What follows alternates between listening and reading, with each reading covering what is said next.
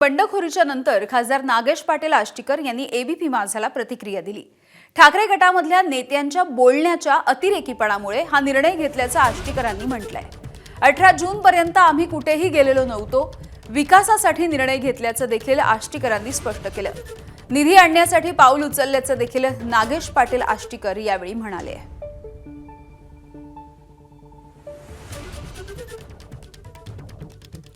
त्यांच्यासोबत बातचीत केली आमचे प्रतिनिधी कृष्णा केंडे यांनी।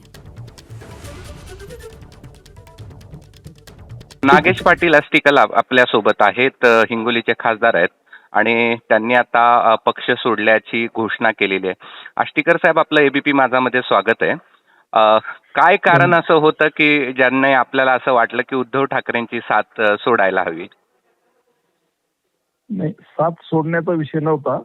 उद्धव साहेबांनी खूप माझ्यावर प्रेम केलेलं आहे। मी ते मला एक व्हिडिओ करून सुद्धा मी पाठवलाय।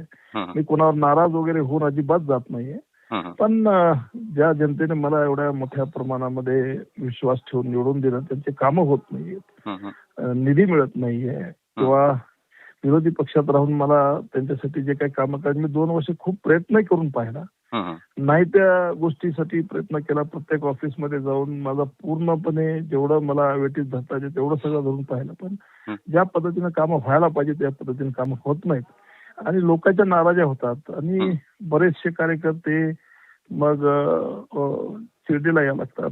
आणि सगळ्या गोष्टी करून, सगळं मेहनत करून पाहिली, सगळं एफर्ट्स लावून पाहिले, पण काम होत नसल्याने आणि निधी सुद्धा काहीच पूर्ण अपुरा आहे। प्रत्येक गावात जा तुम्ही, कोणाला काही ना काहीतरी अपेक्षा असते गावाच्या विकासासाठी, पण आपल्याला काहीच नाही द्यायला तर काय करणार काय? मग ते फार हेक्टिक होऊ लागलं। मग घेतला निर्णय, मग मी त्यांच्या सगळ्यांच्या सोबत होतो। नाही, तुम्ही मतदारसंघासाठी जे ऑपरेशन केलंय असं आपलं म्हणणं आहे की विकासासाठी, तर ते सक्सेस आहे काय? हो किंवा नाही एवढंच उत्तर हवं आहे।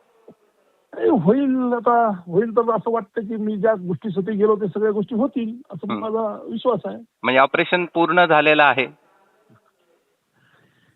ते आता काय कायदे मंडळ आहे, काय ठरवते काय नाही काय माहिती, पण मला जे योग्य वाटलं ते मी केलं, बाकी बघू पुढचं पुढे। बरं, असं आहे की मध्यंतरी तुमचा एक फोटो पण व्हायरल झालेला होता जो हॉटेलमधला होता, किंवा आता एक देवदर्शनाचा पण फोटो व्हायरल झाला आहे, याच्याबाबतली वस्तुस्थिती काय? हा उज्जैन देवदर्शनाचा फोटो आहे ज्यामध्ये आपण सगळे खासदार या ठिकाणी काशी विश्वनाथला असल्याचं पण दिसतंय।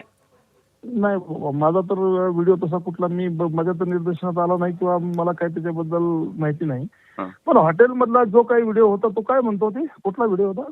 तो हॉटेलमधला एक फोटो समोर आला होता, तो आपल्या शिंदेच्या सचिवांसोबतचा, शिंदेच्या शिवसेनेच्या शिंदेच्या सचिवाची त्यांचा काय विषय आहे की मी मंत्र्यासोबतचे फोटो माझे व्हायरल होतं, शिंदे साहेबांसोबतचे माझे व्हायरल होतं।